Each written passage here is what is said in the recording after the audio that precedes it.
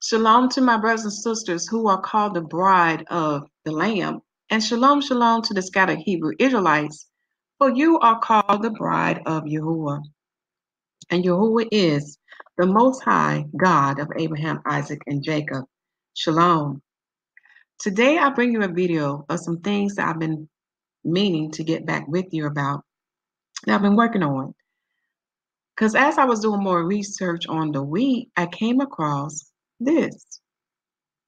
And it's not what you think, my brothers and sisters. You know, most of us are familiar about how the Israelites name the months in their calendar. So, you know, we're familiar about that. You know, many of us have heard that some of the names had came from the Babylonians.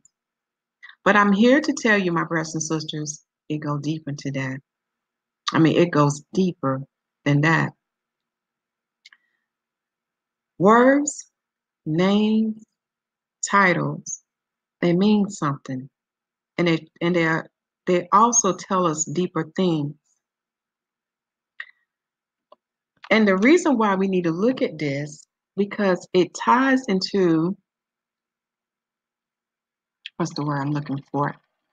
It ties into the word. And it also gives us a confirmation on the things that we have been discussing about that pertains to the wheat. Okay? So the title of this video is Israelites/Jews, 4th month called Tammuz. Why? What they did not tell you. And I'm telling you, what you're about to hear today, for the majority, I want to say it has to be for the majority. You probably didn't know this. Also, it relates to what we discussed in the 4th New Moon report. Because in this report, we talked about how Israel was harvesting the wheat early. Okay?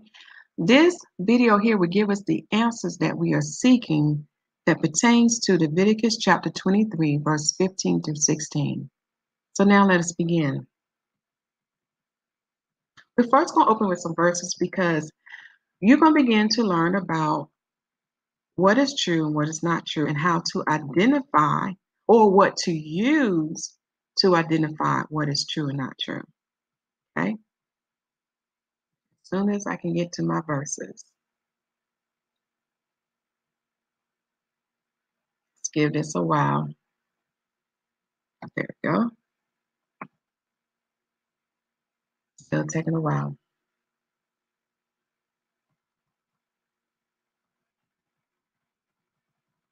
So we're going to first open up with 1 Timothy. We're going to read chapter 1, and we're going to read verse 1 through 4.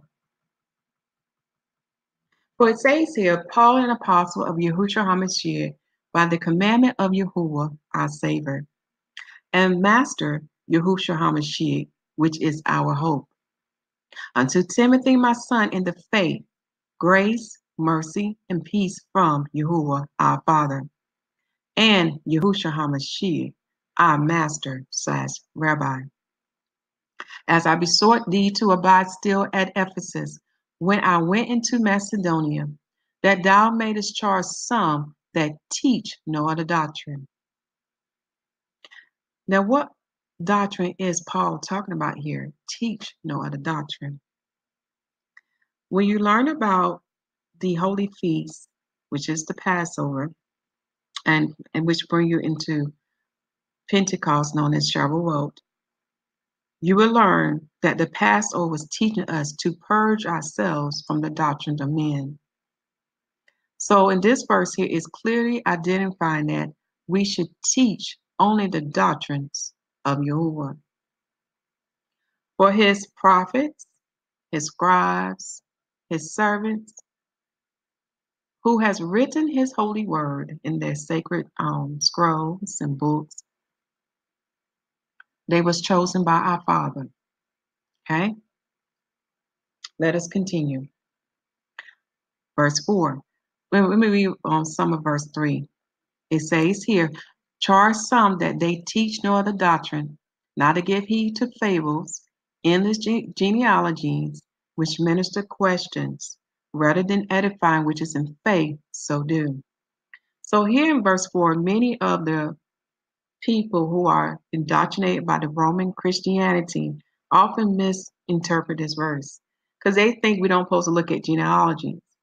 Well, when we look at the word in the King James 6:11, we have evidence that genealogies were provided, even in the New Covenant. For the New Covenant showed the genealogy of the Messiah. So in this verse here, it is not talking about genealogies that pertains in the book, but it's talking about the genealogies that you may come across in books that was not ordained by our Father. Okay? That's what it's talking about. Because when you come across those books that's written by man and that was not under the anointing of Yahuwah himself, they will cause a lot of questions to occur. And those questions will be unanswered and the people will not be edified. Again, all things have to be ordained by our Father in heaven. Let us continue. 1 Timothy chapter 4, 6-7. If thou put the brother in remembrance of these things, thou shalt be a good minister of Yahushua HaMashiach, nourished up in the words of faith and of good doctrine, whereunto thou hast attained. But refuse profane and old wise fables, and exercise thyself better unto godliness. Again, we are to refuse profane and old wise fables. Fables are lies. They are the traditions of man. They are not the doctrines of Yahuwah. Again, Yahuwah has given us his word and his scribes and other of his servants to confirm unto us what is true and what is a lie. Now let us read 2 Timothy chapter 4, verse 3-4. For the time will come when they will not endure sound doctrine, but after their own lust shall they heap to themselves teachers, having itching ears. They shall turn away their ears from the truth and shall be turned unto fables. And we can see evidence of this going on today. But many of my brothers and sisters are seeking for a teacher in the flesh. They are seeking those in Africa and thinking that those in Africa can give them the answer. But the word said that man shall not teach you. In other words, flesh shall not teach you, but the Spirit shall teach you all things. 1 John chapter 2, verse 27. For you must seek his Spirit. And there's only one way to receive it is through Yahuwah's righteousness and salvation. A mystery that many do not understand. For our Father in heaven made that righteousness and salvation for us to receive, so we will have a better way to be redeemed by unto him. But many reject it. And when they reject it, they're rejecting the wisdom and the doctrine and the knowledge of Yahuwah. Now let's read Now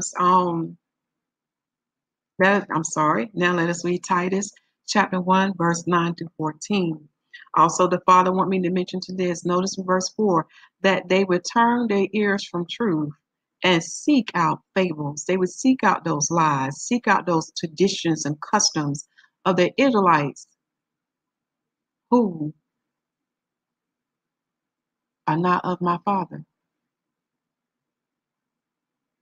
You can see that evident in the whole volume of the book from the beginning to the end. You can see that they were not of my Father. For they went after their fathers or forefathers' traditions. And one of the greatest evidence that we can see today is the Tammuz. Okay? Then let us read Titus chapter 1, verse 9-14. Holding fast the faithful word as he have been taught, that he may be able by sound doctrine both to exhort and to convince the gainsayers. For there are many unruly and vain talkers and deceivers, especially day of the circumcision. Now, you know whom a day of the circumcision is talking about. It's talking about those wicked Israelites who has rejected the righteousness and salvation of Yahuwah. Okay? Verse 11. Whose mouths must be stopped, who subvert whole houses, teaching things which they ought not, for filthy lucre's sake. So we can see evidence of that not only in the Bible, but also in today's time. For we have modern day Pharisees, Sadducees, and Herodians. Okay? And they are teaching these traditions, the doctrines of their forefathers. And when you compare it to the sound doctrine, which is the word of Yahuwah that was written in the King James 1611 and other sacred books, when you compare it to his, you would begin to see what is fable, what is a lie, and what is not true.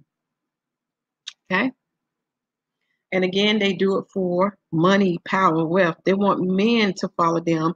They don't want men to follow the spirit of Yahuwah. They want men to follow them, and they are nothing but flesh that shall lead you to eternal damnation. Verse 12. One of them, even a prophet of their own, said, the creation are always liars, evil beasts, slow bellies. This witness is true. Wherefore rebuke them sharply, that they may be sound in the faith, not giving heed to Jewish fables and commandments of men that turn from the truth. So when they come with these lies, we are to rebuke them, but we also need to show them the sound doctrine so they can be sound in faith. See, the Father's not going to leave you hanging, Israelites and Gentiles. His truth is here, but we have to learn how to seek him through his spirit, the one that he ordained, the one that he made, who is the righteousness and salvation of Yahuwah. You'll have access to this Google document so you can review the links that we shall go over. But in your spare time, I want you to listen to the Most High prophetic message. He has a message to the Israelites, to the Gentiles, and to the lost 10 tribes of Israel. He has a message for you. Also, another reason why you won't listen to his message, because it's going to relate to this message. It's going to relate to this video and what we're going to talk about. Okay? Because you need to ask yourself this. Out of all the months, out of 12 months, why did the Israelites / Jews choose to name the fourth month Tammuz? Now, one of the sites that caught my attention in the fourth new moon report, we was talking about the wheat being harvested early, okay? And on that site, I noticed how they still continue these traditions of those wicked Israelites to name the fourth month Tammuz.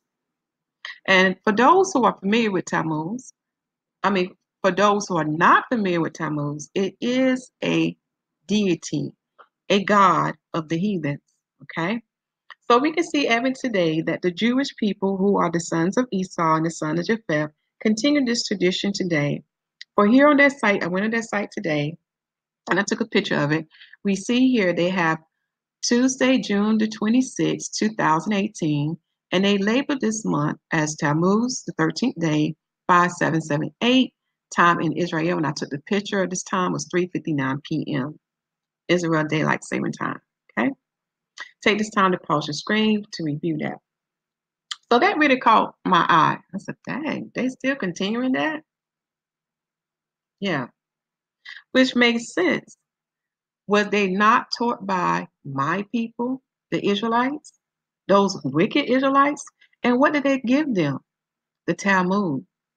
They put more faith and trust in the Talmud than in the word of the Most High, than in the Torah, because the Torah is the word, the Torah is the law. When you understand that relationship, it is the same. He gave the Israelites his doctrines, his word, his laws, statutes, judgments, commandments. He gave them what he wanted them to know, but they still did the opposite.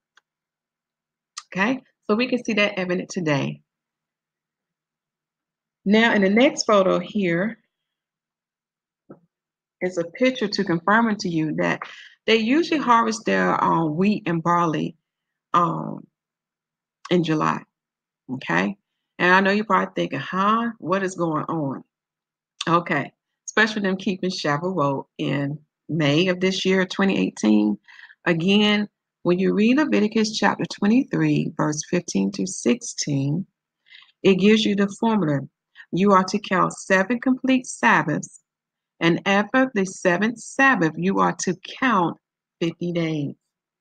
Now, by reviewing why they call the fourth month Tammuz, it will confirm unto you Leviticus chapter 23, verse 15 to 16. So I know what you're thinking. You're probably saying, huh? How did that relate to that? You'll see. Again, it's the reason why Israelites did what they did. They didn't pick the fourth month out of coincidence. It was a reason. And now I have the evidence to prove unto you.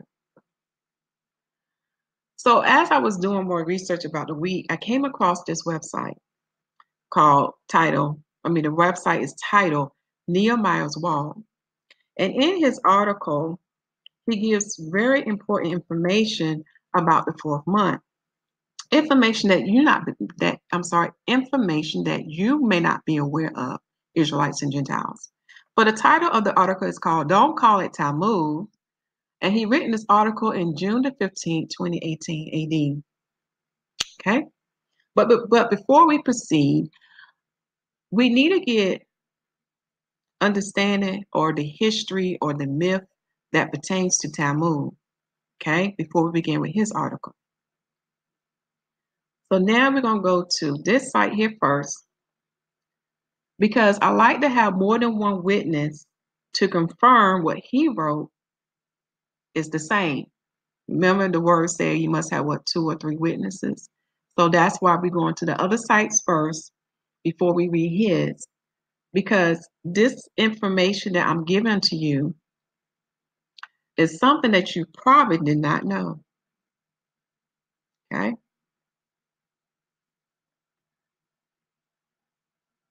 Let's see if my cursor go up. Now this comes from encyclopedia.com and it's titled Tammuz. For it says here, God of springtime, vendor in ancient summer in Babylonia. He became very popular in Syria and Phoenicia as Adonai, my Lord, and in Hellenistic lands as Adonis. Now, the Hellenistic lands is talking about the lands of the Greek or the Greek Empire. Okay, so this deity became popular in those areas, Syria, Phoenicia, and in the Greeks Empire. In Mesopotamian mythology, he was the brother consort of Ishtar, the goddess of fertility. Now, for those who are not familiar about Ishtar, it is the same deity that's mentioned in Judges chapter 2 as Ashtaroth. Okay? Remember I told you about many months ago, they come in pairs? Yes. The heathens always worship a male deity and a female deity. And later on in this video, I give you some more things you can refer to get an understanding about that. Okay? But let us keep going. According to the myth, Tammuz was killed every year by a wild boar, but was rescued from the netherworld by Ishtar, who brought him back to life and assured a new springtime. So as you can see here, I highlight this verse because there are so many different stories about Tammuz, okay, with their mythologies. But this particular one is going to give you understanding on why they chose the fourth month to be called by him. And it goes with this story of him being killed by a wild boar. And a wild boar is a pig. So that's something you definitely want, to keep in the back of your mind as we go through this. Let us continue. The nature cycle was thus symbolized by the myth. In ancient Egypt, a similar myth was told of Isis and Osiris. The fourth month of the year, counting from the vernal equinox, June-July, when vegetation began to wither in the dry heat of summer, was called the month of Tammuz and was the occasion for a feast reenacting his descent to the nether regions. Now, this is another one you want to highlight here. I can't do it now on this screen, but pay close attention what this verse is saying. So when you count from, there it go now. We did too much, but anyway, we can keep going. When you count from the spring equinox, okay, that's what the heathens call it. But when you count from that time, that's doing when the sun entered into the first sign of Mazzaroth. And the heathens or the Gentiles today call it Aries. Okay. So when you count from that time and you land in the 4th month, this is what happened. There's a period known as the summer solstice. And that's the day when the sun entered into the 4th sign of Mazzaroth. And that's when you begin. And after that day, that's when things become hot. And when it becomes hot, it begins to what? Let me see right here. You begin to have what? Dry heat. Now, the Bible does talk about this, believe it or not, it do. It talks about these phases that occur throughout the year, but it does not have the same terminology as the heathens or as the Gentiles would say it. And I'll show you that verse so you will have it after we read this article. So it says here, again, you count from the spring equinox, and when they get in the 4th month, that's when we have the dry heat of the summer, and that's when the vegetation, which is the plants or the crops, begin to wither or begin to die. And this is why they call that month Tammuz. And this is why they have a feast unto him in that month. Okay? Let us continue to read. In pots filled with earth, various herbs were planted and allowed to wither in the sun, symbolizing Tammuz's death. Again, they are giving you a carnal representation so you can understand why they named this 4th month Tammuz. It's dealing with things dying, withering. And like today, for example, for those who are near farms or near some type of vegetation, I saw the corn, and the corn I'm talking about is done with maza. It's a nice dark green, but when we get into the summer, it begins to turn to a yellowish brown. Okay, so that's what it's talking about. Things begin to dry out, to wither, to die. That's the same process with what? This another crop should come to your mind, the wheat. Okay, but let's continue. Okay. A wooden image of Tammuz hidden in one of the pots was then the object of a search by the women. When they found it, they buried it again and threw it, along with the pots, into a body of water amidst loud lamentation. Explicit reference to such a rite is found only once in the Bible, Ezekiel chapter 8, verse 14. Although the rite may be the background for fast-growing plants of Isaiah chapter 17, verse 10 through 11, that forbade an incurable blight. So now we get some not historical. Now we get some information about this deity and why the heathens do what they do. Remember, they are under the influence of the principalities, and that is confirmed in the book of Deuteronomy, chapter 4. I believe it's verse 19 to 20. Also in Ben Sirah, known as Ecclesiasticus, in the book of the Apocrypha. Read Ben Sirah, chapter 17, verse 17, and look at the precept that's written in the Sirah, okay? Because even not only in the Bible, we confirm that the Most High put the other nations of the earth, or the Gentiles, he put them under the rule and judgment of Satan and the angels. Were under the principalities, okay? But Israel was his inheritance, so that means that we was under his rule, judgment, authority, okay? We was under him. All right? So now we're going to another site to get on to bear witness of this as well. So once we get to Nehemiah, we can confirm everything, okay? So take this time now to pause your screen to review that information before I click to the next one.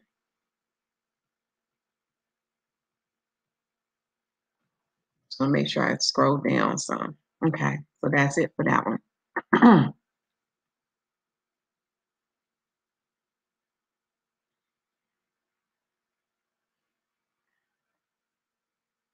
Just waiting for the computer to go to the next tab.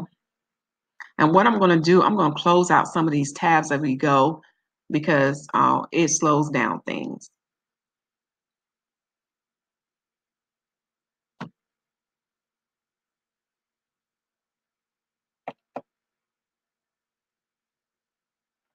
Okay, just waiting on this.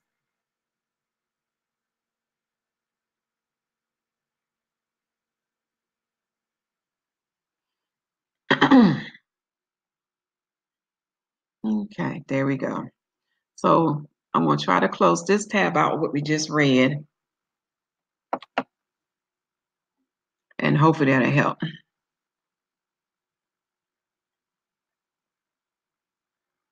Okay, now this comes from the Encyclopedia Britannica, and the title of this is The Fast of Tammuz, subtitle Judaism. Okay, and the reason why I pulled this up again is to give you more information on why the Israelites would choose this fourth month as Tammuz.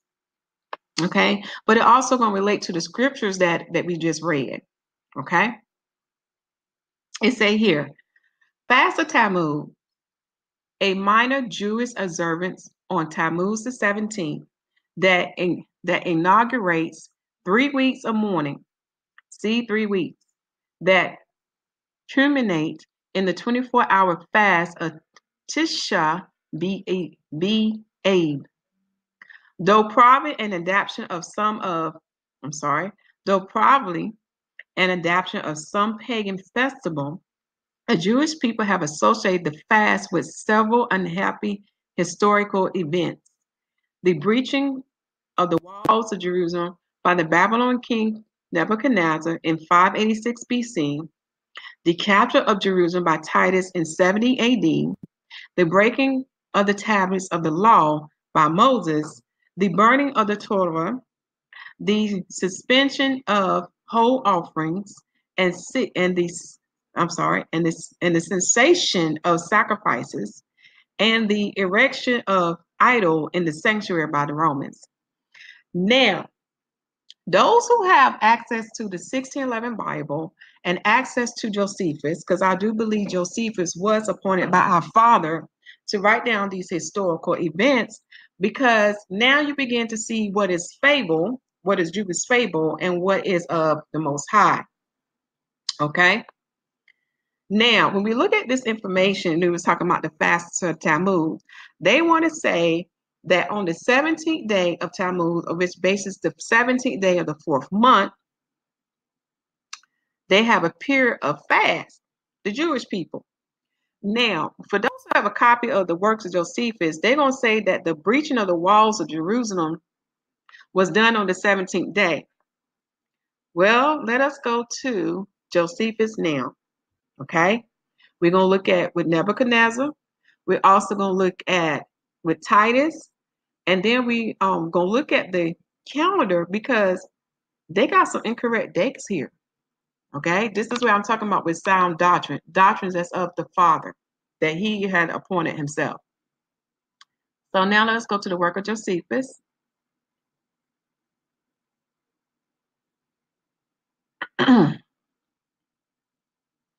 So we in Josephus in the book of Antiquities, and this going to be in book 10.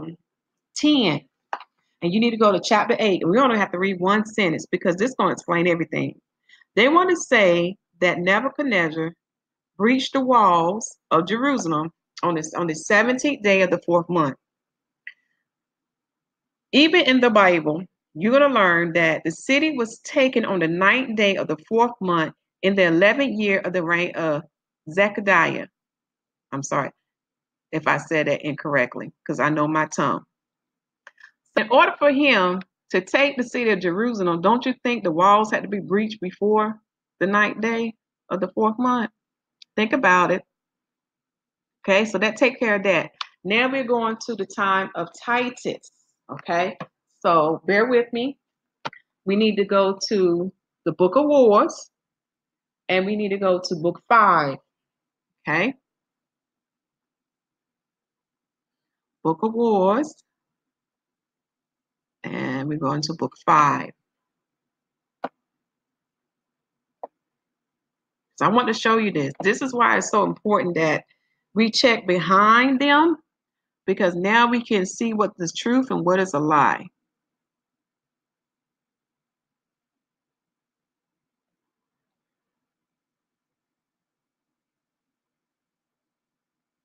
Okay. And you know that photo is not a correct photo of Josephus. Okay, we're going to the Book of War. You're going to Book 5. And we want to go to chapter 7. So we're going down to chapter 7.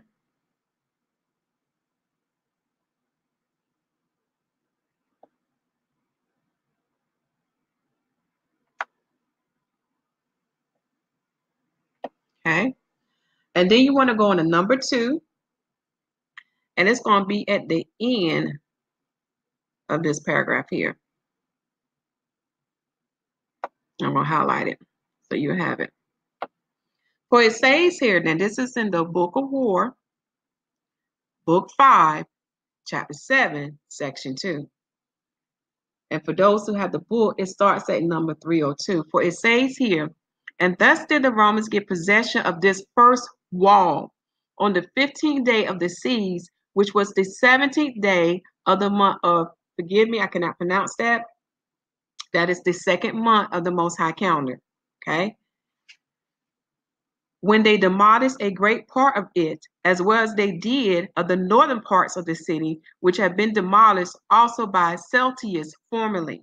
So this occurred in the second month of the Most High. Remember, there was 4 walls within the city of Jerusalem. Okay, so the beginning stage during the time of Titus, okay, of this wall being torn down, and if this is dealing with the first wall, it occurred in the second month in the 15th day. Do you see what they're doing?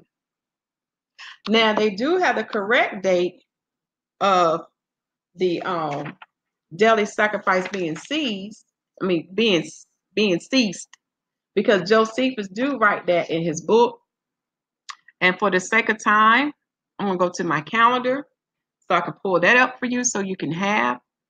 Okay, and because we are in the 4th month now, I'm gonna scroll down.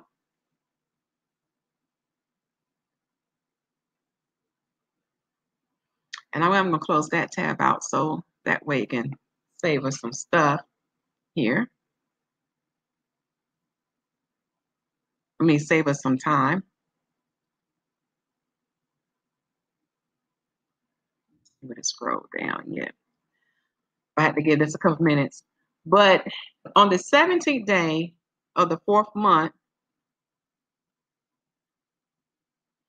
it'll show that the daily sacrifice did cease, and it did occur in the midst of the week of Daniel prophecy in the book of, in Daniel prophecy that is written in Daniel chapter 9. So it did line up. And just want to move slow. But I have to have patience because I want you to see it. Okay. As I'm waiting for this to pull up, notice here I was talking about. We're going to go to Genesis chapter 8.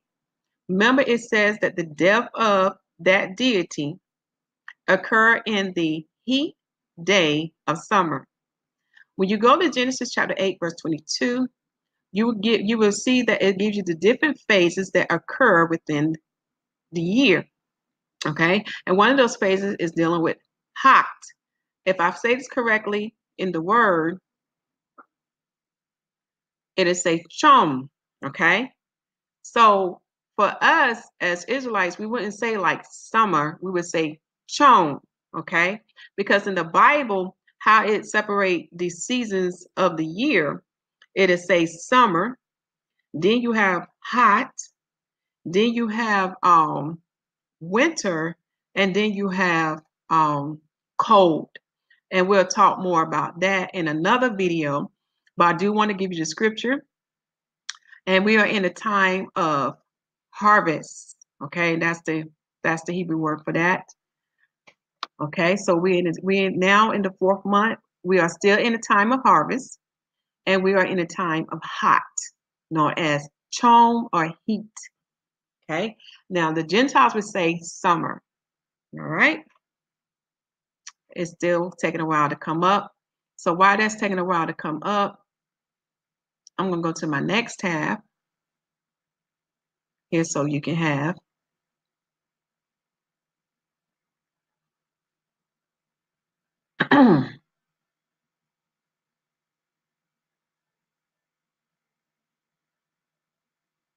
There we go.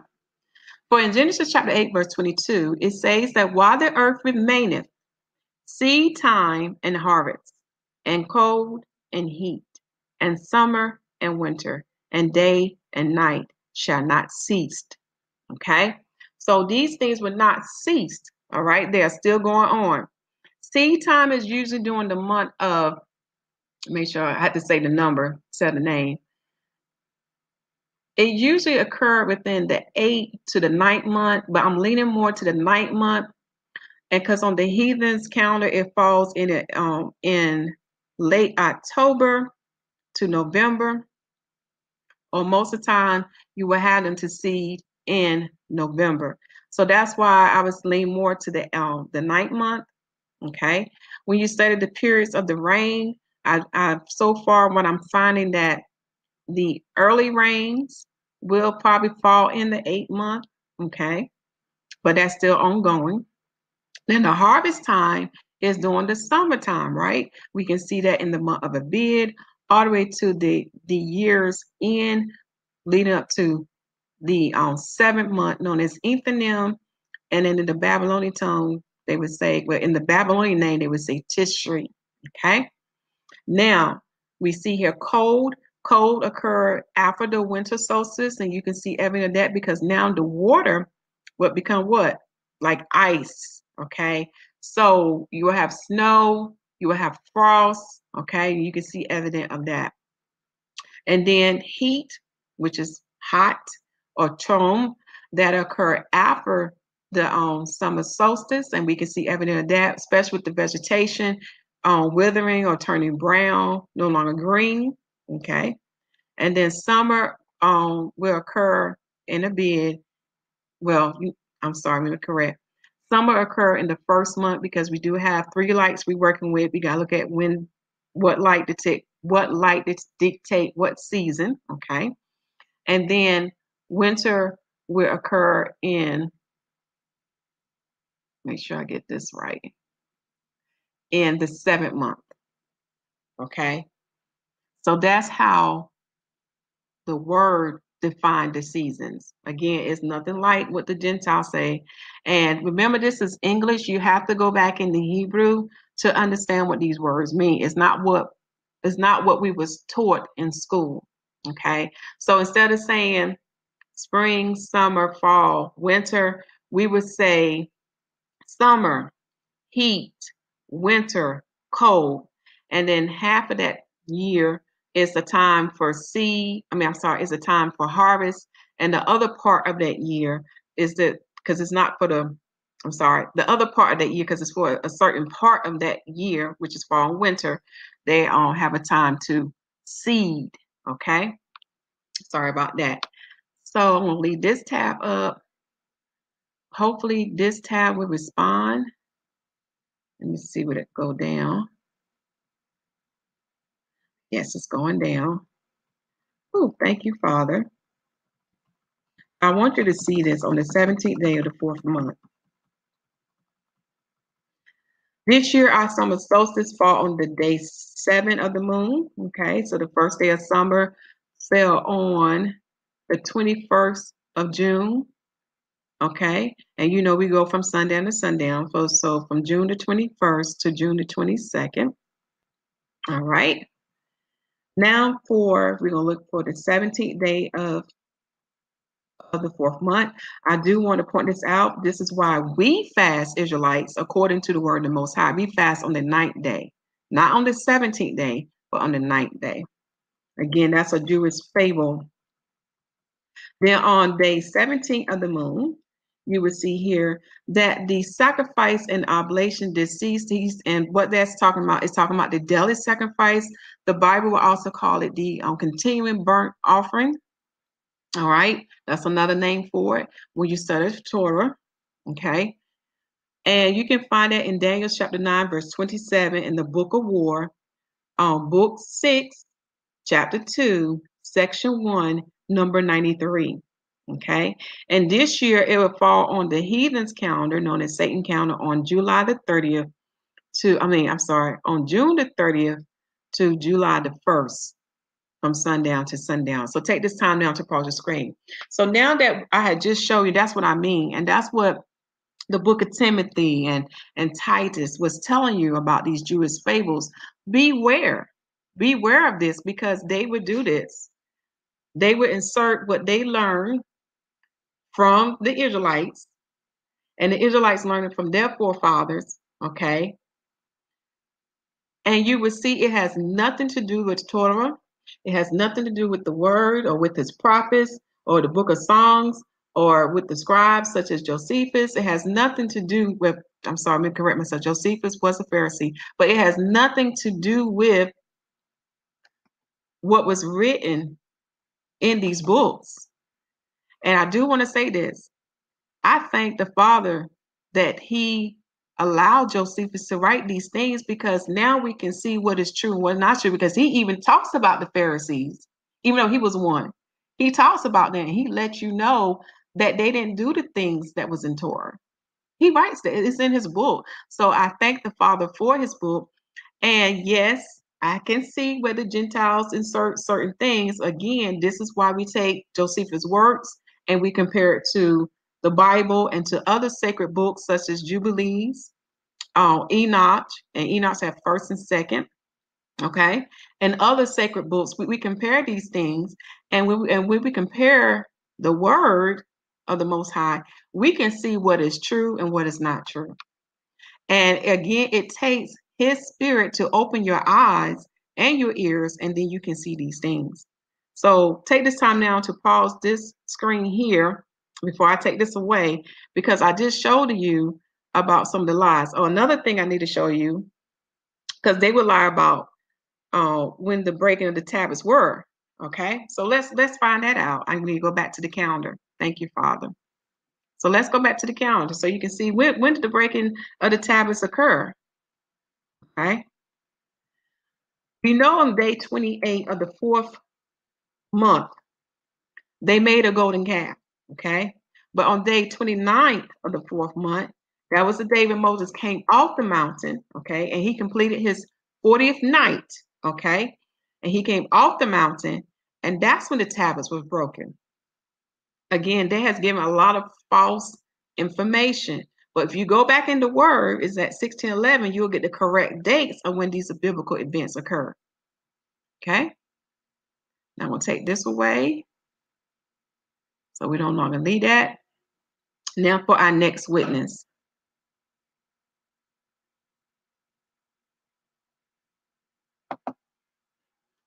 Have to give it for a while to come up.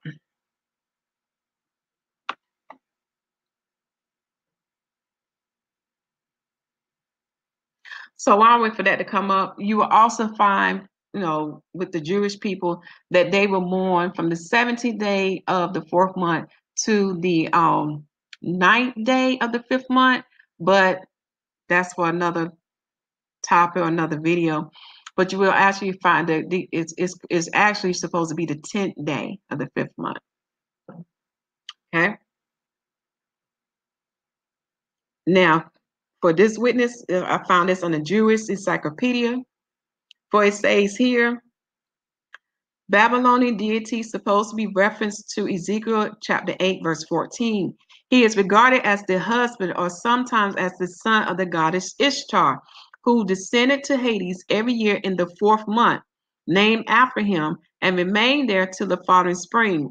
He is accordingly supposed to represent the spirit of the spring vegetation, and there was a period of mourning in Babylonia to mark the discontinuance of growth. It has been suggested that the fast of the 17th of Tammuz was a survival in Jewish folklore of the morning of was a survivor in Jewish folklore of the mourning for Tammuz. While the myth of Adonis in classical literature has also been associated with the legend, the reference in Ezekiel to the women weeping for Tammuz certainly shows a trace of a cult in early Israel. But how far it extends is difficult to say. W. Robinson Smith attempts to associate the Tammuz worship with the sacrificial rites connected with the kings of the woods. Now, take this time now to pause your screen. But here in this site, it's even confirming to you that this is what? Jewish folklore. Okay? Their time of mourning on the 17th day has nothing to do with the Most High.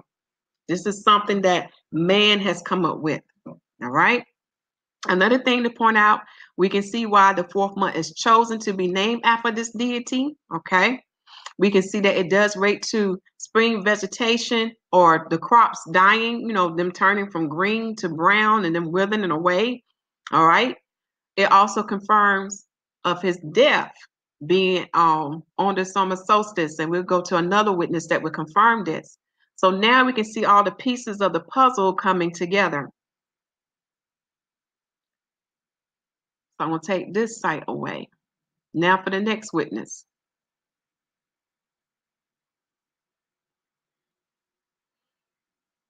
I cannot say his name, but you will have access to this link as well. But this comes from Joe when he was doing his studies. But here's what he has to say also about this deity, okay? And we're going to look at verse 13 to 14. He goes to Ezekiel chapter 8, okay?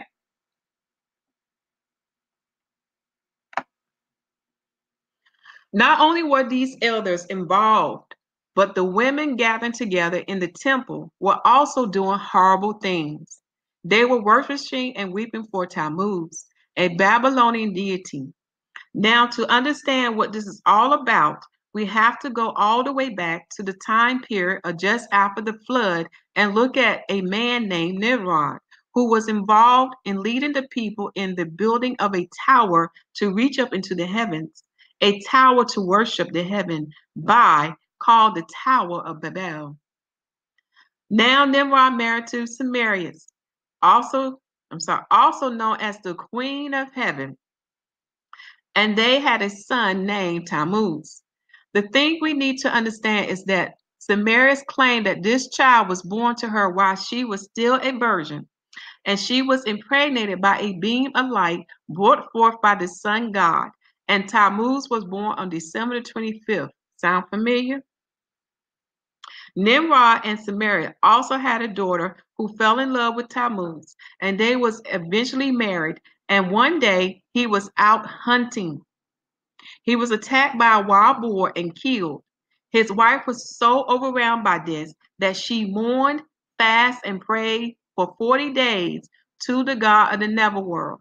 And because of that, the God of the netherworld resurrected Tammuz, allowing him to come out of the netherworld for 6 months, from spring through summer.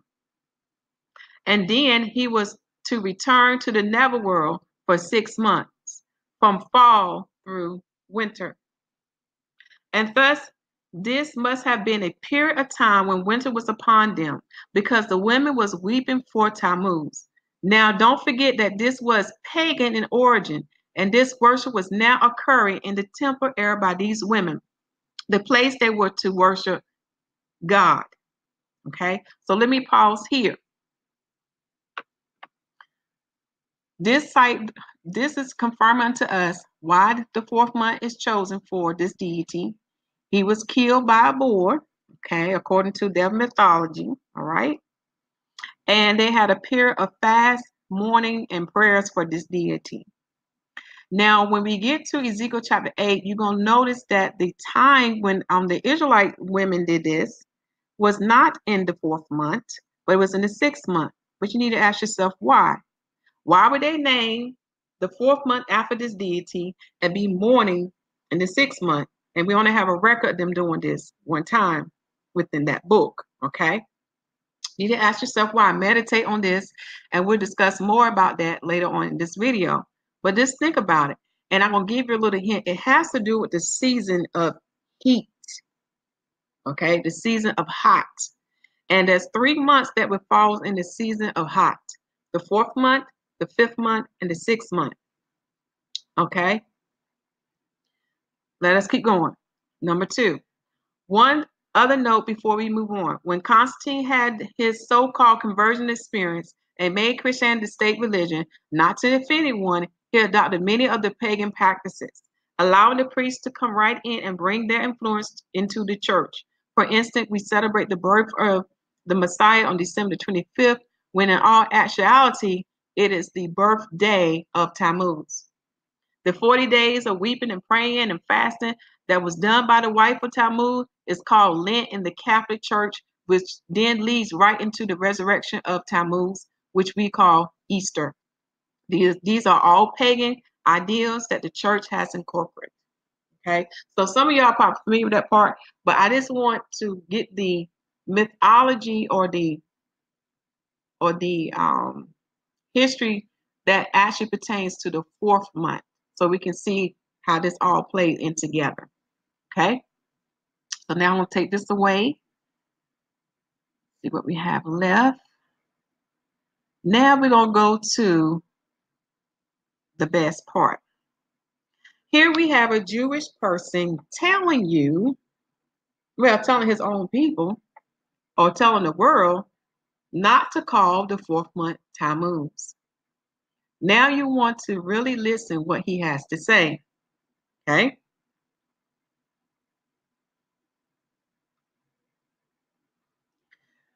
And behold, there sat women weeping for Tammuz, Ezekiel chapter 8, verse 14.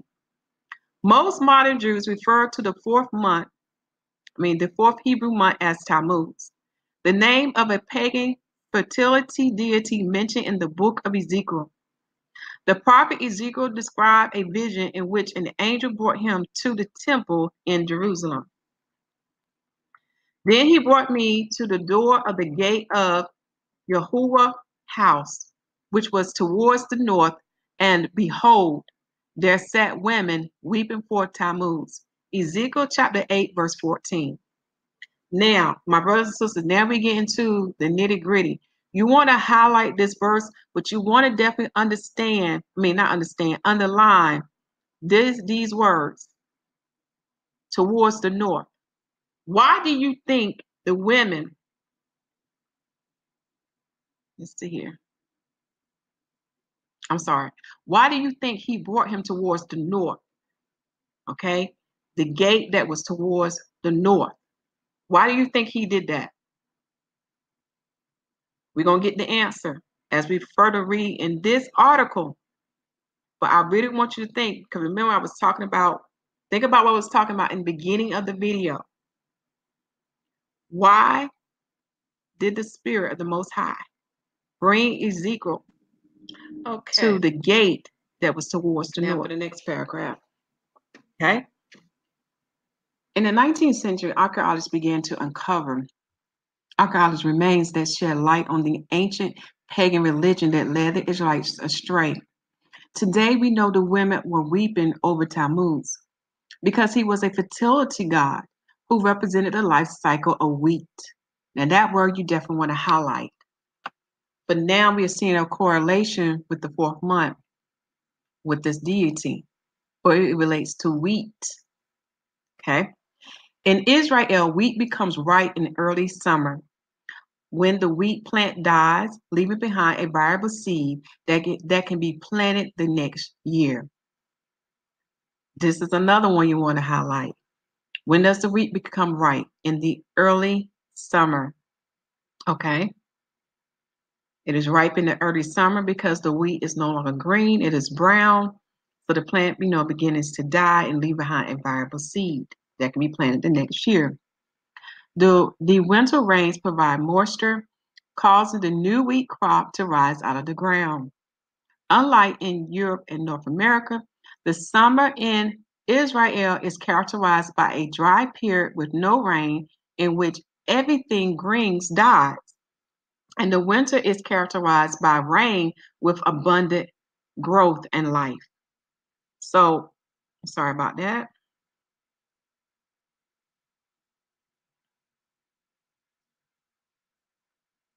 So even with, so looking at this, it's saying, make sure I find it where I was at. So when we look at Europe and America, the summer in Europe and America is totally different than the summer in Israel. For in Israel, they have a dry period with no rain, and everything green dies. but in the winter period is characterized by rain with abundant growth in life. It says here that the ancient pagans believed that this agricultural cycle of summer death and winter rebirth was a shadow picture of the life of Tammuz. The god died in early summer, leaving behind the life-giving food that sustained the world. Then he was resurrected in the winter, beginning the cycle again. Can't you see how evil copied itself? And before I get on that, I have to review these sentences because right here he's telling you that this deity died in the other summer. So when did this deity die, my brothers and sisters? The 4th month, the summer solstice day. Okay, you do more research. Okay, and they rate this deity to what? Bread, because you know wheat makes bread. Does not the word tell us that our Father would give us bread? But now the bread that he would give us is not the earthly bread, but by the word. And we know the word is a spirit. It is the bread from heaven that will give us life, eternal life. You see how Satan copies the Father? This is why, Israelites, when the heathens hears the doctrine, the word of Yahuwah, this is why they want to say we copy them. And here's the proof that we did not. For those who have listened to Yahuwah's prophetic message, and scroll down here, you receive for yourself, we didn't copy nothing. Everything came from heaven, from our heavenly Father. For if you have listened to the prophetic message in I'm coming for you, this is what was written.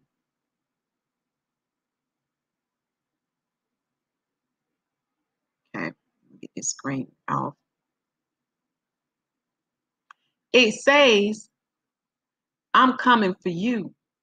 I did rose again and became your high priest in heavenly places. Nothing Satan does, he didn't learn by himself. He only replicates what I do. Yes, I've been your high priest in heavenly places, pleading every case, the ones who will come to me, interceding for every wrong, making it right. This is why I've been stressing to you all, please go back and listen to Yahuwah prophetic message. For his messengers are speaking as prophesied in the book of Acts and the book of Joel, chapter 2. He's telling you that Satan don't have anything new. He only copies. Okay? And then he takes what he copies and he perverts it. This is what many are not understanding. This is why they are so blinded. They think the Israelites copy the heathens. No, no, no.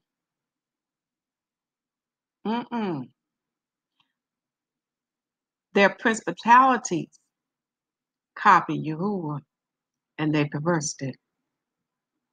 Take this time now to pause your screen because it's confirming to you our Father in heaven spoke and he said what? He said through his messenger, he said Satan does nothing of himself. Okay? He only copies what he does.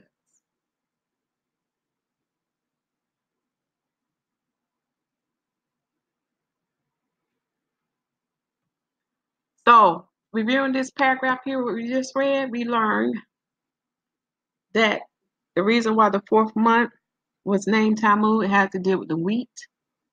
So just as the wheat is ripened in the early summer, which is the 4th month, it's the same for Tammuz being killed the same as Tammuz dying. Okay. Now we can really see why they did what they did and why the 4th month was chosen by this deity name. But let us continue. Tammuz is often thought to be a Babylonian fertility god. However, a stone monument.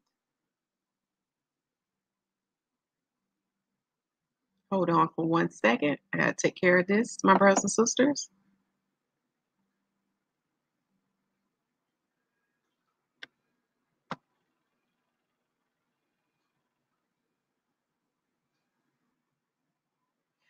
Sorry about that. Okay. Where was we? All right. So again, please study Yahuwah prophetic messages and print them out. It's a lot of great things that people are missing. All right, now back to this paragraph here. We're gonna look at this paragraph. So let me scroll up some. It said, Tammuz is often thought to be a Babylonian fertility god. However, a stone monument discovered at Arad in southern Israel may be the earliest representation of the Canaanite Tammuz.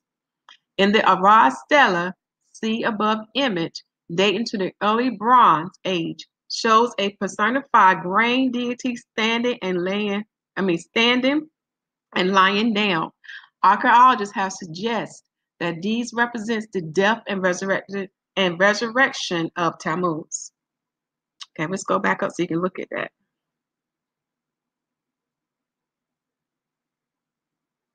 It looks like wheat. It's kind of hard to see it though. Okay, but this is what he was talking about. And that was in Arad, Israel, when they found that.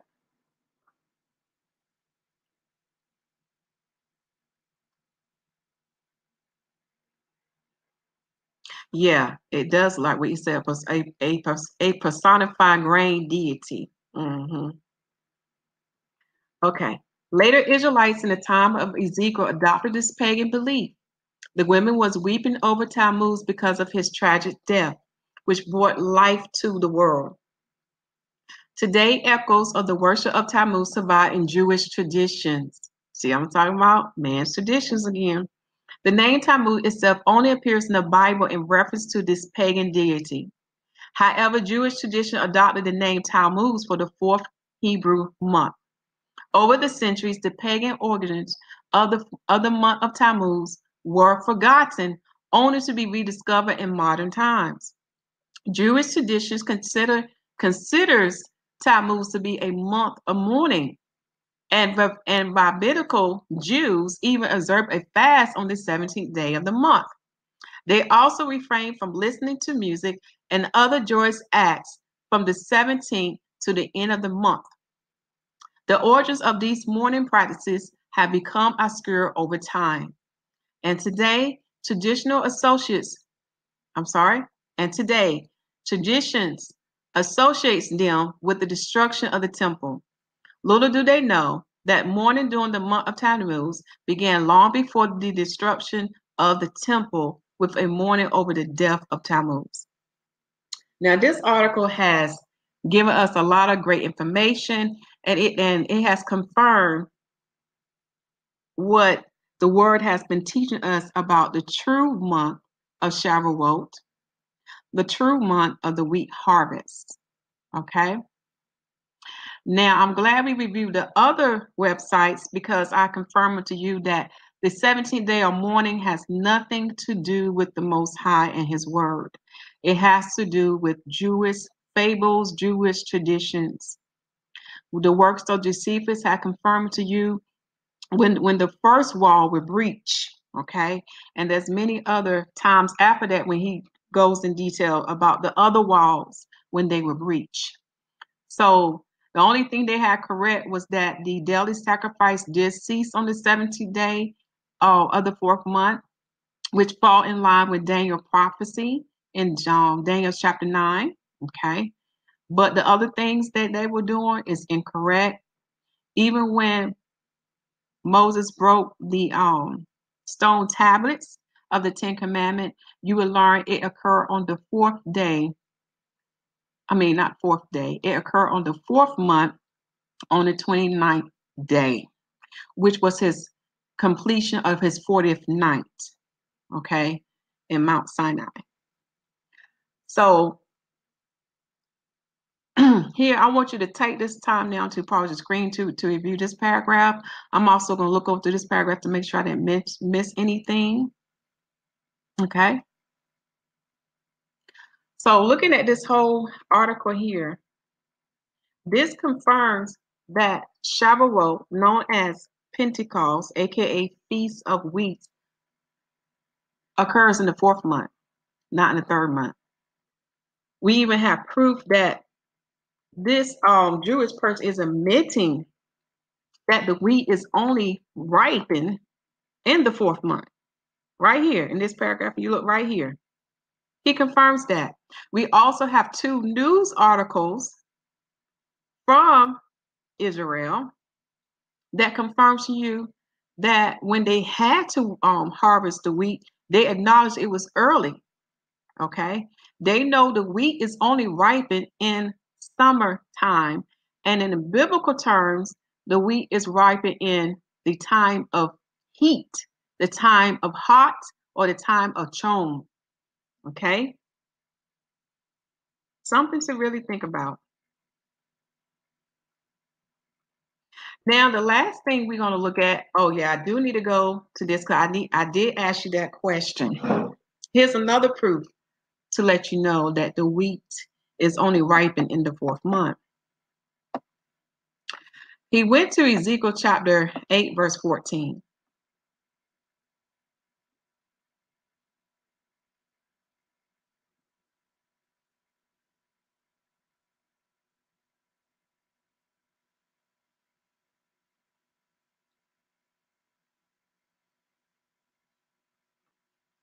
It's the reason why the Most High took Ezekiel to the gate that faces north. If you are familiar with the offerings, okay, and with the holy feasts such as Shavuot, what gates of the temple are the people to enter when they keep Shavuot? Okay, so we are Ezekiel chapter 8, verse 14. Right here it said, "Then he brought me to the door of the gate of Yahuwah house, which was towards the north. And behold, there sat women weeping for Tammuz." Why would, well, we know we know Tammuz related to the 4th month. Okay. Before I proceed, I do need to go to the top and explain this, because when you read Ezekiel chapter 8, it does confirm that he let me read this verse so I can read it correctly. "And it came to pass in the 6th year, in the 6th month, in the 5th day of the month, as I sat in my house, and the elders of Judah sat before me, that the hand of the Most High God fell there upon me." Okay. And this is when he let me sure I say this correctly. This is when the hand of the Most High took him up. The Spirit lifted him up between the earth and the heaven and gave him this vision of God to Jerusalem. Okay. I'm sorry, I'm not reading this correctly. Let me say this right. Let me read verse 3. "And he put forth the form of an hand and took me by a lock of my head. And the Spirit lifted me up between the earth and the heaven and brought me in the visions of Yahuwah to Jerusalem, to the door of the inner gate that looked towards the north, where was the seat of the image of jealousy, which provoketh to jealousy." Now, if you know anything about the Most High, he is a jealous God. And he said that his name is jealous, and you can find it in Exodus chapter 34, verse, let me make sure I go up higher. Verse 14. Chapter 34, verse 14. "For it says, For thou shalt worship no other God, for Yahuwah, whose name is jealous, is a jealous God." Okay.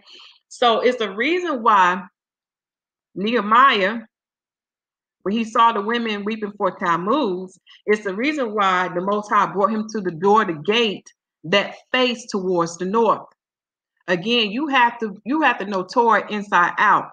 And not only Nehemiah website, but otherwise sites confirming to us that the 4th month deals with the wheat being ripe, because it's no longer green, it is brown. Okay, it is, in other words, dying. It's dried out. So we know the fourth month is when the wheat is ripe. Therefore, this only means one thing. We got to go to Ezekiel chapter 46, because that's the only time you can have Shavuot. Your wheat must be ripe, and you must have enough time to thresh the wheat, and you have to grind it, and you have to make two-way loaves with leaven. It has to be done by the time of Shavuot. Okay? Make sure I got the right chapter. It's not 44, it is 46.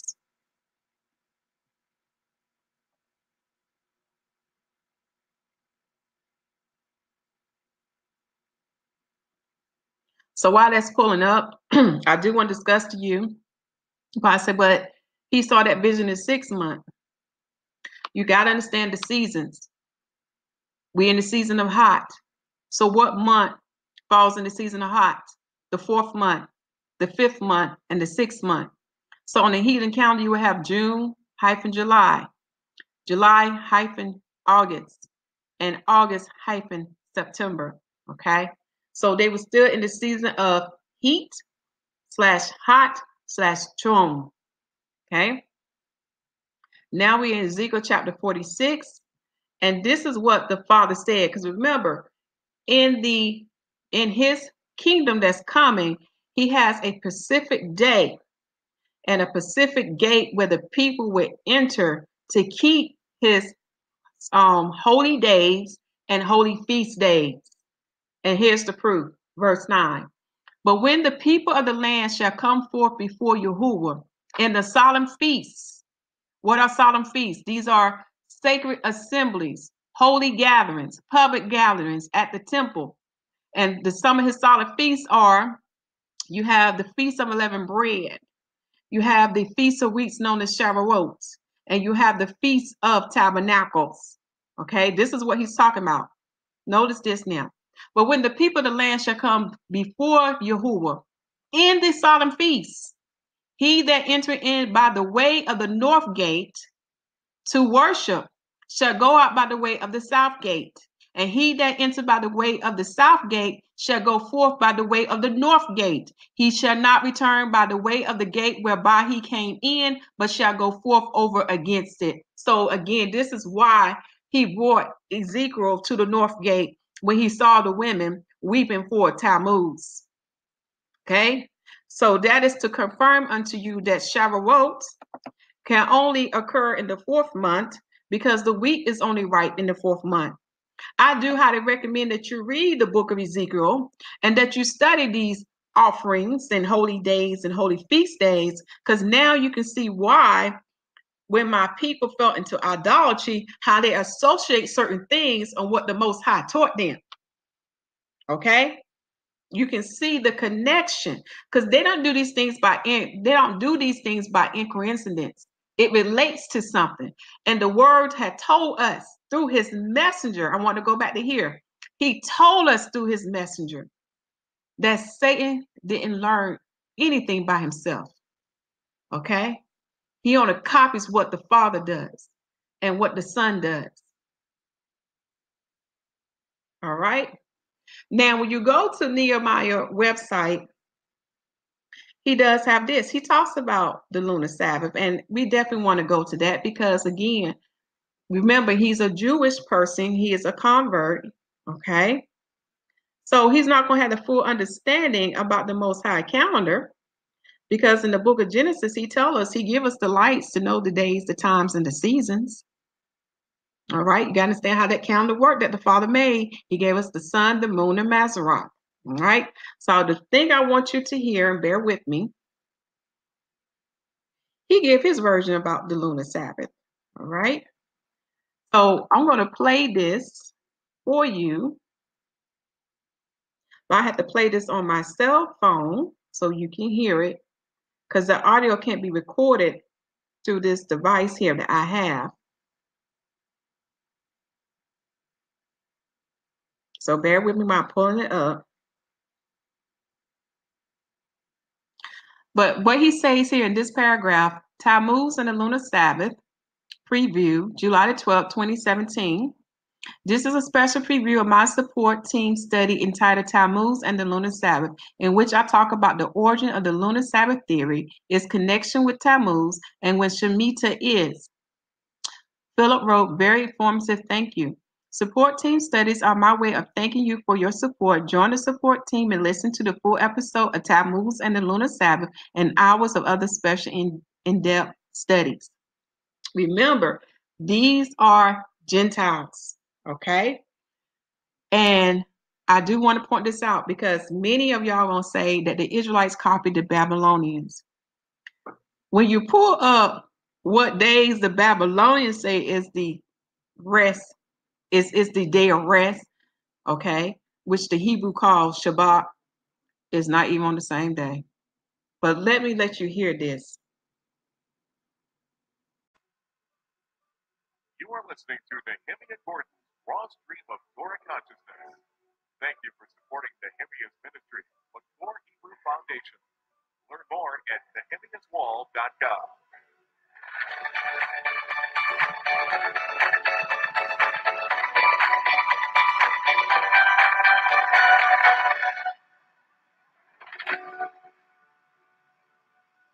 Shalom, and here's a short excerpt from my Raw Stream of Torah Consciousness study, Tammuz and the Lunar Sabbath.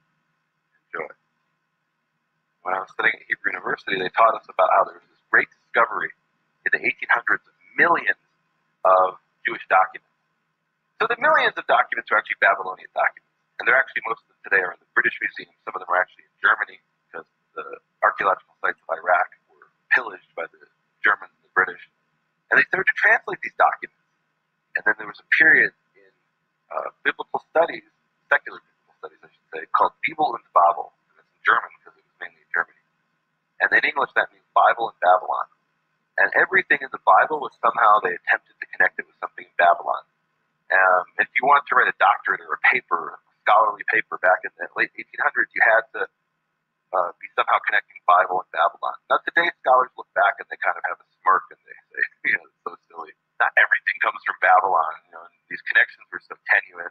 And even this lunar Sabbath, connection between the weekly cycle and the moon is, there's no evidence for that. That's just speculation. The problem is the modern lunar Sabbatarians, these ex-Christians, mostly Messianics now, they're looking at a critical view and they're not reading it critically. They say, look, it proves the Jews admit it. Well, which Jews are these? These are Jews who didn't believe in the Bible, and they're presenting a theory. So this is not a historical fact. Now let's compare that with Tammuz. For the rest of that study, please go to nehemiahswall.com and log into the support team.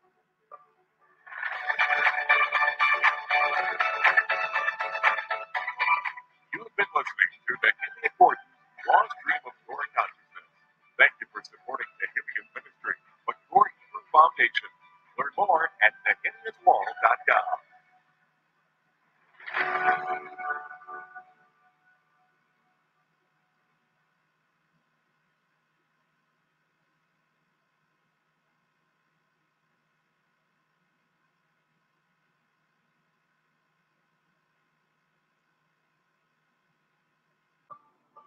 Okay, there you have. I hope you hear some key things in what he said.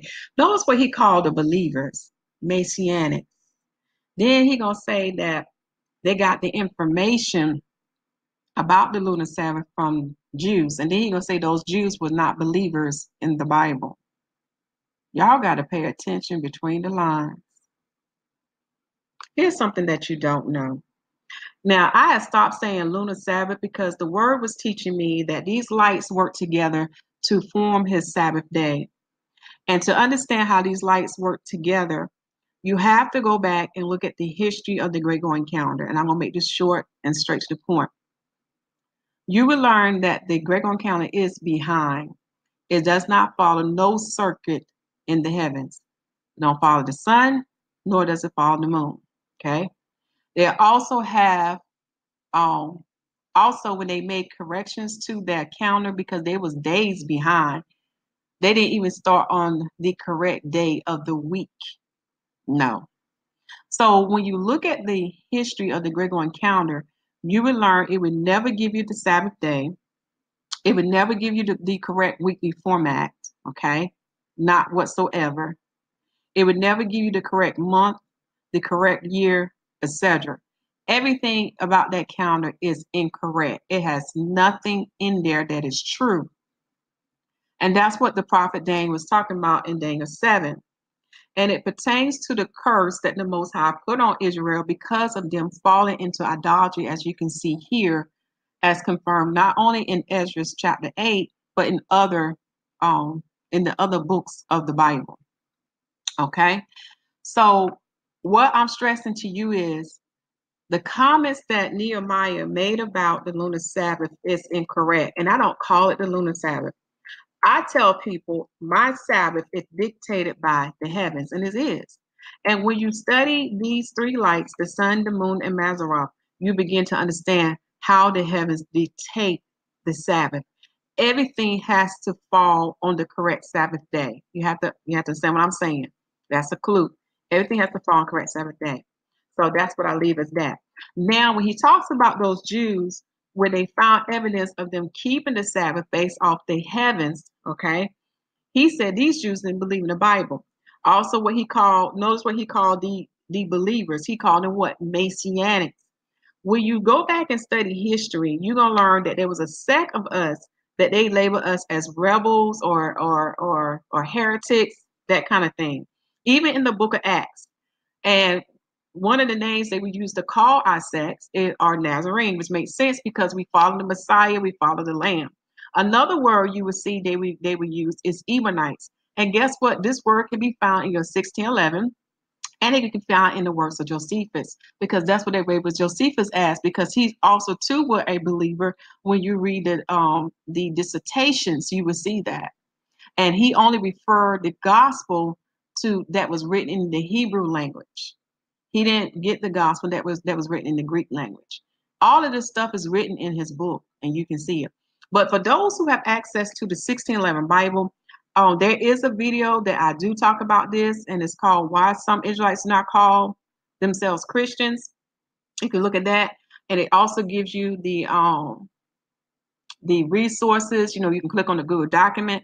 But for those who have access to your King James 1611, if you go to the section that's titled the translators to the readers, and unfortunately they don't have this page numbered, but it's about like maybe the fourth page from the last page. Okay, if you go there, you will find this section here, and I'm going to read this to you. It says of Symmachus and Theodosian, both Ebionites, that is, most vile heretics, that they joined them together with the Hebrew original and the translation of the 70 as have been before signified out of Epiphanius, and set them forth openly to be considered of and perused by all. So they even use when it was translating the Bible, they even use these Ebionites, these two Ebionites, okay, for that. And again, the Ebionites are basically Nazarene. That means we follow the Lamb, we follow the Messiah. So just be aware of the Jewish people interpretations when it comes to anything that pertains to the word of the Most High, whether it's his calendar, whether it's his holy days and holy feast days. Because another example is Hanukkah, that they got a favor with that, something about the lamps having no oil and all that crazy mess. When you read the work of Josephus and when you study Torah, you will learn that Hanukkah has nothing to do with lighting the menorah, okay? And the Apocrypha will confirm this too. It has nothing to do with that. It has to do with liberty and having freedom to worship the Most High. There's video on the channel about that. They will give you details and show you evidence. And so this is what the word of the Most High was telling us, which was coming from the book of Titus, the book of Timothy, confirming unto us that when we go to sound doctrines, we can eliminate the lies, the lies, the doctrines and traditions of man. and that's including those wicked Israelites. Okay?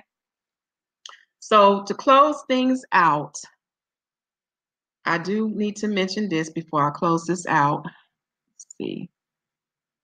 Is it this one I need to bring up? Yes. In the beginning of the video, I said I was going to read Deuteronomy 11, but I'm going to have to say that for another time, so this video won't be too long. But I do want to read this paragraph because that's, like I said, again, it's showing you that these Jewish people are not following the guideline of how to farm the land in Israel. Okay, now I want to read this to you. Restoring ancient wheat and bread traditions. The southern crest is the ancient center of origin for wild wheat, the mother of all cultivate wheats. Wild wheat grows in earth-stirred meadows and field edges. Indigenous fertile crescent. Wheats have been selected by generations of traditional farmers, have richer flavor and complex disease resistance than the modern wheat bred for yield and uniformity. However, today about 90% of the wheat eaten in Israel, Palestine, and Jordan is imported from the United States. Now that one you want to pause on. See, most of that wheat coming from America, and it's modernized wheat. It's not the ancient wheat. And one of the ancient wheat they have found in the land of Israel is, I could say the word, but now I can't. I think it's icorn. That's how it is, icorn. Einkorn. Okay, but let us keep going. Mid-East traditional wild foods, vegetables, and wheats, many of which date back to biblical times, are in critical danger. In a creation response, regional seed curators, artisans, bakers, and farmers are pulling our resources together to restore our ancient wheats for the common good. And one of the ancient wheats they're talking about is icorn, and icorn has not had what's the word I'm trying to say the word, but I'm having a hard time saying, has not hydronized. Okay, it's one of the ancient wheat. And when you study about these ancient wheat, you begin to understand what the word was talking about, the bread that the Most High made for Adam and for the Israelite to eat. Even when you think about the bread from heaven, when they studied this ancient wheat, it had protein and all the important vitamins, and I think some minerals. I mean, it had a lot of nutrients to sustain you, where if you only ate that and water, you can live. So when you study the Most High word and you begin to understand what his original bread was and what the bread, and begin to understand the nutrients in that bread, then you begin to understand what the word was saying. Not only said man live by bread, because you can live by bread and don't need nothing else to suffice you, just bread and water. The same way he had a carnal representation, has a spiritual representation. But we know the bread represent what? The living word, okay? And we know the water represent what? The Ruach HaKodesh, who is the seven eyes and the seven spirits of the Father. And when you have that in you, you should never go athirst. You should never hunger. And I'll leave it as that. Now, I'll give you a second witness of this, because I want you to see that most of Israel grains today, such as wheat, comes from America. So this is a second witness. And it says here it's from the make sure I got that name right. The USDA, United States Department of Agriculture, Foreign Agriculture Service. This is from their site. It's dated March of 2018 AD, okay? And it's dealing with these commodities: grain and feed, barley, corn, and wheat. Israel is almost completely dependent on imports to meet its grain and feed needs. Total grains imports are expected to decline marginally in 2018/2019 as Israeli wheat production rebound and global corn prices edge higher. The decrease would be more than offset by growing imports of dried distilled grains with solubles and corn gluten fed, nearly entirely of U.S. origin. Total wheat imports are forecast to rebound in 2018/19 on higher food and feed use. So what they're saying here, make sure I'm looking at this correctly. In this first slide, notice here what it says. It says Israel is almost completely dependent on imports to meet its grain and feed needs. Okay? Total grain imports are expected to decline. So they're expecting it to decline some in this year. But if you go back in prior years too, you would see that Israel had always been dependent for America to send them wheat and other commodities such as this. So this what this is telling you, they're not the people. And it's showing you that they're not farming his land according to his ways. They are using science, okay? They are, in other words, they are force growing these crops to make you think that the Most High is blessing them. But when you truly are the people of the Most High, guess what? This what was done in Torah, which is the book of Exodus, so shall be done again. He shall show you who he is, the great I am. And he shall show the world I am their provider and I am their protector and I provide all their needs. And they don't have to do nothing extra. Do you see what I'm saying? They won't have to provide irrigations. They won't have to fertilize the crops because the Most High, but you're the Most High people, you don't need that. Another sign. So I do apologize for this lesson being long. I had to be in detail. Again, read Deuteronomy, and we'll say that for another lesson, another time. Please read that. But to review this, let's go back to the top. Make sure I didn't miss anything. Let me go down to the bottom first. I want to make sure I didn't miss anything. Okay, and then we go back to the top. To review this, now we know why my ancestors called the 4th month Tammuz. It's not just because they was in Babylon and they followed their idolatrous ways. It was because the 4th month represent when the wheat was ripe. It was also the month when the wheat was brown and no longer green. And so because of that month, symbolizing that in that vegetation, that's why they chose the 4th month for that deity named Tammuz, for it symbolized his death. Okay, and it was in the season of heat, in the heat of the summer. That's why. This is what they did not tell you, my brothers and sisters, which confirmed the formula in Leviticus chapter 23, verse 15 to 16. For these heathens has been leading you Israelites astray. As prophesied in the book of Jubilees, you will continue to worship on the wrong day and have these holy feasts on the wrong day and the wrong month because you're following behind those Gentiles. The Father gave us his word and he gave us the heavens and the earth and the two shall line up. He's giving you proof after proof after proof. He's also using the Gentiles to admit what is right and they don't even know they're doing it. We have these 2 articles. We have Nehemiah's website. You know, it's telling you Shavuot is in the 4th month. But that is when the wheat is ripe.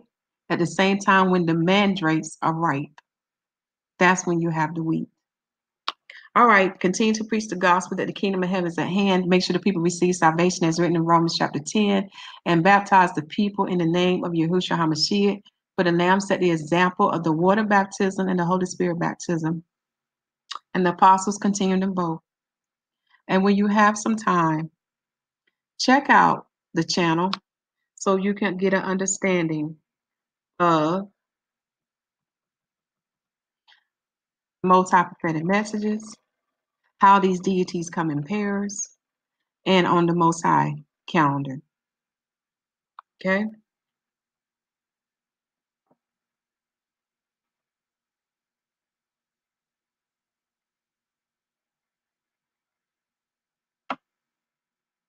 And that's what I'm talking about.